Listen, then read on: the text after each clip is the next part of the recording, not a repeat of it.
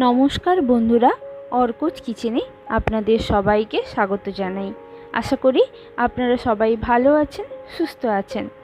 আমার আজকের রেসিপি আমার মায়ের কাছ থেকে শেখা কুচো নিমকি।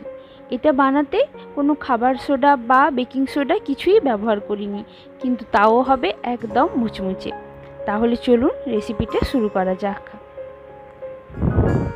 সন্ধেবেলা চায়ের সাথে টা হিসেবে কিন্তু এই কুচো নিমকিটা বেশ যায়, আর সেটা যদি বাড়িতেই বানিয়ে নেওয়া যায় তাহলে খেতেও যেমনি ভালো লাগে তেমনি অনেক দিন অবধি স্টোর করেও রাখা যায়। আর সেটা বানানোর জন্য আমি এখানে নিয়েছি 3 কাপ ময়দা, এতে দিচ্ছি 1 চা চামচ নুন, 1 চা চামচ কালো জিরে আর 5 টেবিল চামচ সাদা তেল। এখানে তেলের পরিমাণটা একটু বেশি লাগবে। তারপর সব কিছু বেশ সময় নিয়ে অনেকক্ষণ ধরে এটা মেখে নিতে হবে, তেলটা যাতে ময়দার সাথে ভালোভাবে মিশে যায়। যখন হাতের মধ্যে মুঠো হয়ে আসবে তখন বুঝতে হবে তেলটা ভালো করে মিশে গেছে আর তেলের পরিমাণটাও ঠিক আছে। এবার অল্প অল্প করে জল দিয়ে ময়দাটা মেখে নিচ্ছি। ময়দাটা একটু শক্ত করে মাখতে হবে, তাহলে নিমকিটা বেশ মুচমুচে হবে।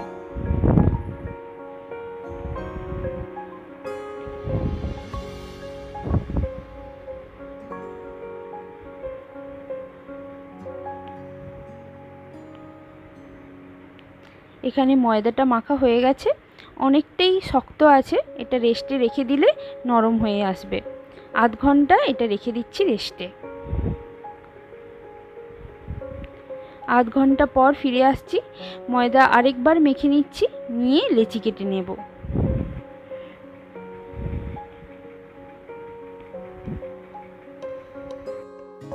আমি যে পরিমাণ ময়দা এখানে নিয়েছি তাতে আমার 7টা লেচি হয়েছে।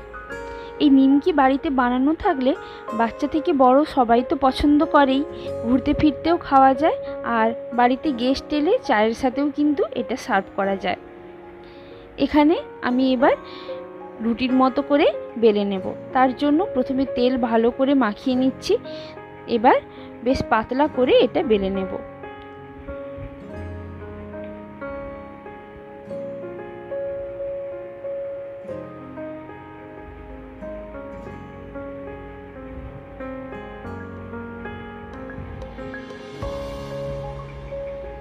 এইবার একটা ছুরি দিয়ে এরকম নিমকির আকারে এটা কেটে নিচ্ছি।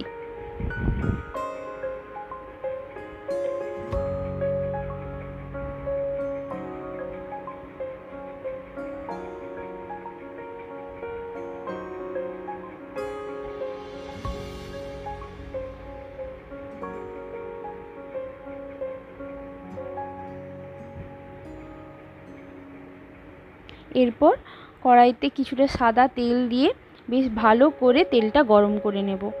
তারপর গ্যাসের ফ্লেম একদম লোতে করে অল্প অল্প করে নিমকিগুলো তেলে দিয়ে ভেজে নেব উল্টে পাল্টে। দেখুন বেশ ফুলে উঠেছে।